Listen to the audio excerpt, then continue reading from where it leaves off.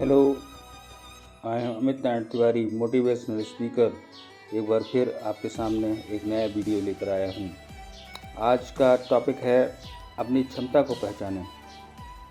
हर व्यक्ति में कुछ न कुछ क्षमताएं होती हैं, परंतु उन्हें पहचानने और उनका उपयोग करने की कला बहुत कम लोगों में होती है।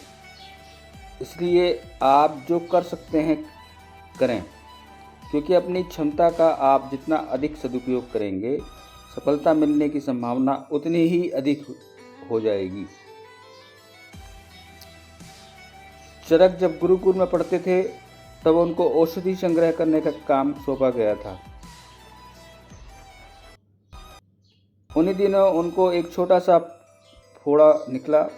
फिर गुरु ने उन्हें फोड़ा ठीक करने के लिए विशेष एक औषधि बताई और उनसे उसे ढूंढ कर लाने के लिए कहा।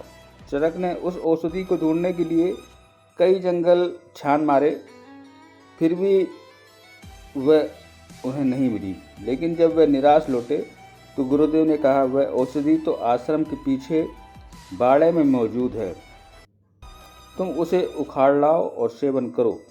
चरक ने ऐसा ही किया, जिससे वह कुछ ही दिनों में ही रोग मुक्त हो गए। फिर एक दिन चरक ने गुरुदेव से पूछा, गुरुदेव, जब वह औषधि तो आश्रम के पीछे ही मौजूद थी, तब आपने मुझे उस लंबी खोजबीन में क्यों लगाया? गुरु ने कहा, शोध के लिए लगन का होना बहुत ज़रूरी है। यदि तुम वहाँ नहीं जाते तो दूसरी औषधियों की जानकारी कैसे मिलती?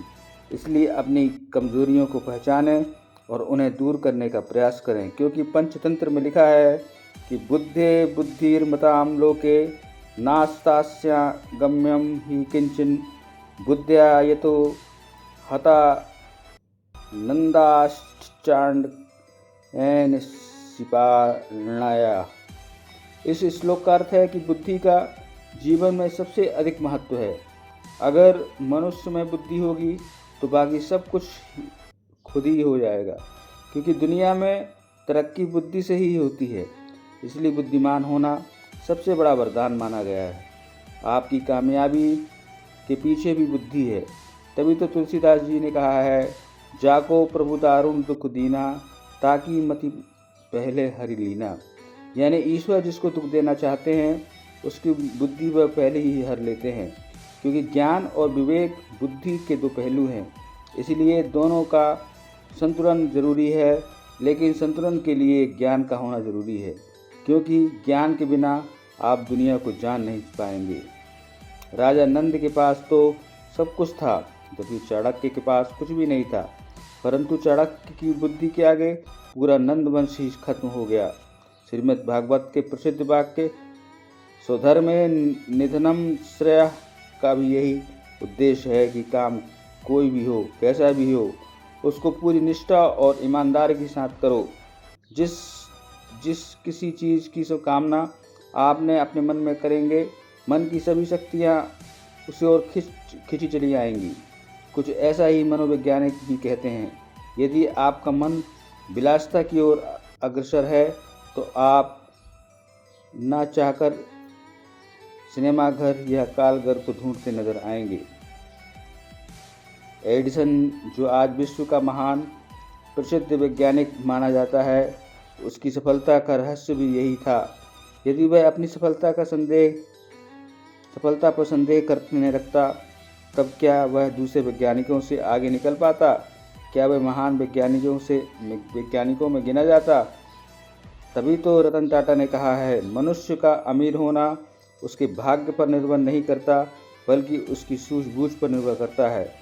इसलिए साधारण बनने से इनकार कीजिए, मध्यम बनने का विरोध कीजिए और बड़ा बनने की योजना बनाइए, क्योंकि दूसरे विश्व युद्ध से पहले वैज्ञानिकों को ये नहीं पता था कि परमाणु को किस तरह विखंडित किया जाता है ताकि उसमें विस्फोट हो सके। लेकिन जब अमेरिका युद्ध में उतरा, तब वैज्ञानिकों ने परमाणु बम को संभावित शक्ति को देखा। फिर जब हिरोशिमा और नागासाकी पर परमाणु बम गिरा, तब शक्ति का पता चला। इसलिए जब आप कोई लक्ष्य बना लेते हैं, तब उसकी ऊर्जा